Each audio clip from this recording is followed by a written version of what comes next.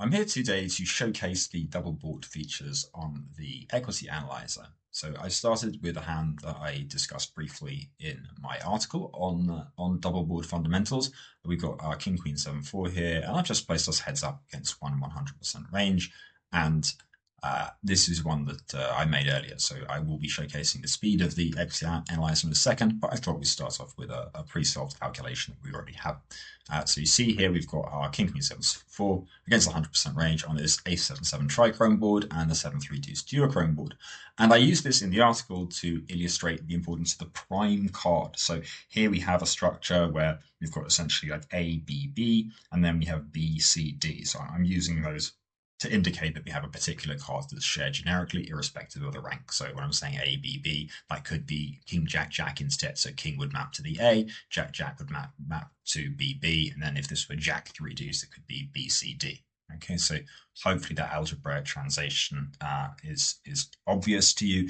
If it's not, just like pause the video, rewind, and work it through in your head. Because the point here is the reason this prime card is important is because it can't exist elsewhere in the deck. So when we have the trips that is also the card of our trips that we're making is also present on the second board, then we're blocking anybody else from having trips. So unsurprisingly, heads up here, we have a substantial equity advantage. You're seeing this essentially 7-7-23 near enough equity advantage here against the entire range. And the only hand it turns out that we really need to fear here is, of course, the ace-ace. Now, the good news is, maybe I'll show you that in a second, but we actually still have 24% equity against all aces. So it's by no means a complete wipeout.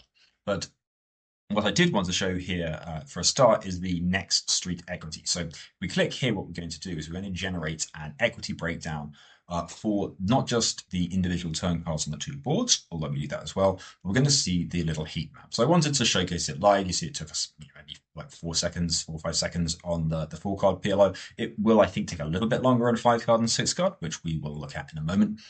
But we're going very, very quickly. And as you can see, of course, it's a very, very favorable heat map here. We can zoom in a little bit, which I shall do.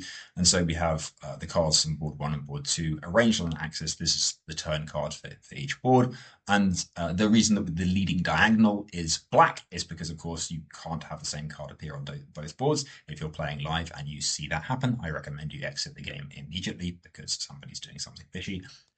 So we see the dark green lines, unsurprisingly, are where our flush draw is appearing. Now, if we started constraining our opponent's range to be weighted towards him preferring flush draws, then that color may well change because this is, remember, still against 100% range.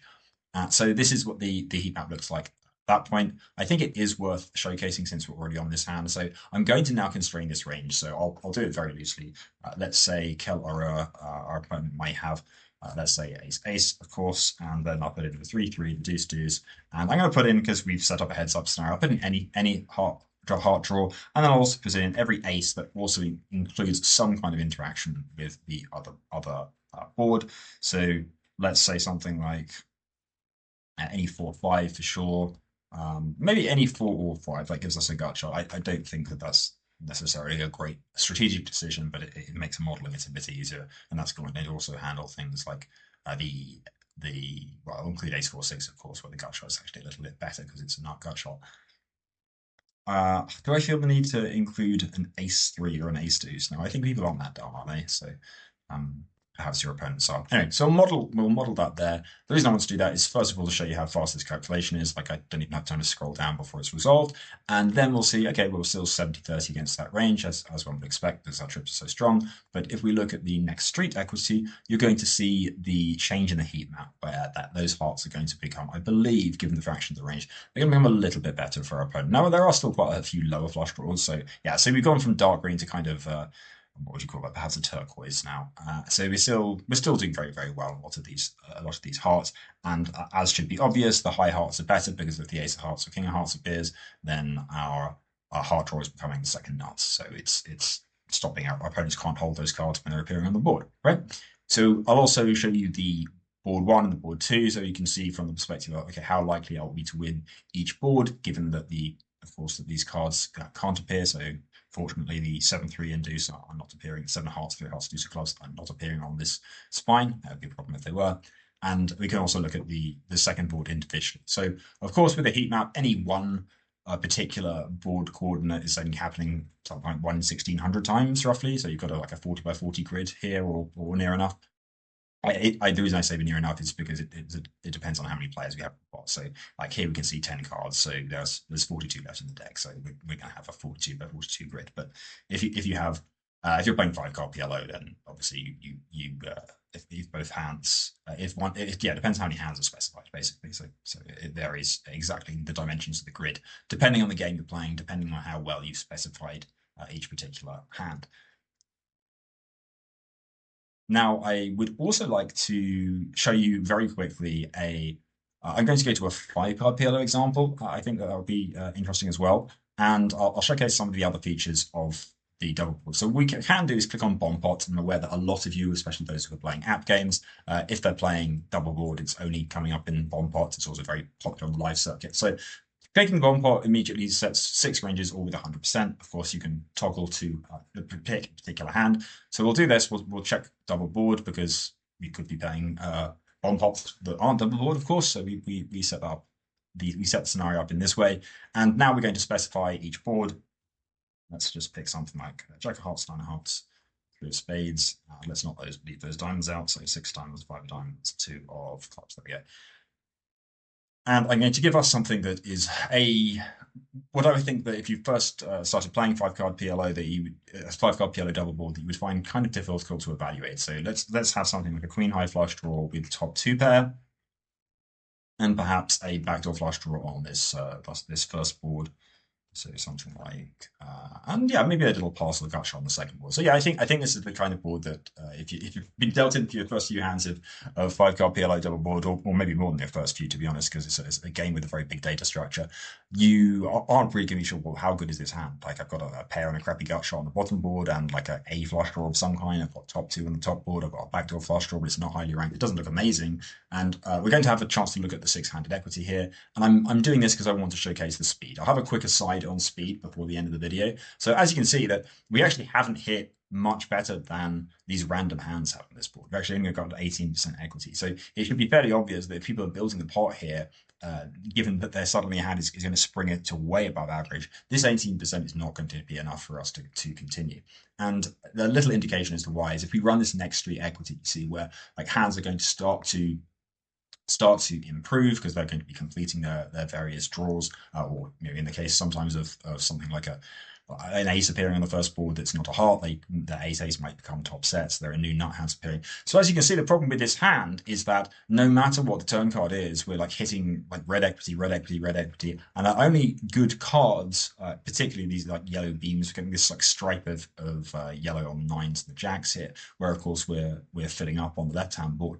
But the problem is, you can see like in some cases that's still only like 42% equity, and the problem is that there is whilst we're doing well, and of course this is 6-handed, whilst we're doing quite well, the other board we need to get something to interact with the other board, and it's rare. Like even with something that looks really really good, this deuce times. Okay, great, we're completing, we're making a flush. It's like the chances are we're still going to lose from that board to a superior flush with a high frequency, and that's even before we take into account the fact that the board may just pair on the river and then somebody's going to fill up. So this is this red warning color is a good indication this is not the greatest of boards. And then you can see, of course, that for our particular chances of having a very strong hand on the first board, our particular chances of having a very strong hand on the second board, and that will lead you to the conclusion that this hand is very much a false friend. It's not even one where everyone checks to me on the button. Why don't I stab? It's like, no, why don't you go quietly to the next street? So I promised a quick comment on speed, and I think that yeah, this is a good juncture at which to do so. So I want to draw attention to the impressive speed at which we're resolving these calculations in Pokermuscle. And even though the value of efficient study is quite trivially conceptually, it's something that is deliberately understated in mass market poker training, because the emphasis of most mass market poker training is maximal audience engagement. It's actually edutainment. And so this can really be a slap across the face for a lot of people who haven't really contemplated this much before, or have just gone quite like naively into the sales trap that is that these like massive sites offer. So I actually wrote a blog post on this around 10 years ago. And what the mass market sites do is they offer you a relatively compared to how much content they have. They offer you a relatively low price for a subscription, and so you think you're getting value because you've got essentially infinite content. But really, the money you're investing is not the most valuable thing. Unless you're in a really desperate situation, the most valuable asset you have is your time. And so you need to be looking at how much time do I need to invest in study before I see the return that I want, which is the return on time invested. Because if you can increase the value of your time per hour, then you get this lovely virtuous cycle where you think, okay, if I only need to invest a certain number of hours per week with this study tool, then that translates into me increasing my hourly rate. Then the value of my playing time is constantly increasing. And that is how you see players really make those meteoric rises. And it's always been the case. I've been coaching high stakes players for over 10 years. Every genuine superstar that you see, anyone who lost, I'm not talking about like perhaps a particular flash in the pan where somebody binks a Cardquant or something, but every genuine superstar you see hit on a way of accelerating their development where the return that they have on 1 hour of study is way higher than everybody else. Why am I mentioning this in the context of Pokermuscle? It's because the emphasis that we've had, especially over the last few months, is on improving the speed with which we can resolve calculations. And the reason for that is that if you've got a half-hour study session and it takes like 3 minutes for you to do all of the calculations for one particular hand, well, then you can only study 10 hands. But if instead we make it take 30 seconds to complete all of the calculations for a given hand, then all of that time that you were just sitting waiting for processing has suddenly returned to you. You can either study 60 hands now in 30 minutes, or you can get those same 10 hands done in 5 minutes. So you gain a massive improvement in your pace of learning with exactly the same tools that we offered before, with the only change being much faster calculation. And that advantage in your pace of learning is going to compound day after day after day until you are so far ahead of the field that they won't ever catch up.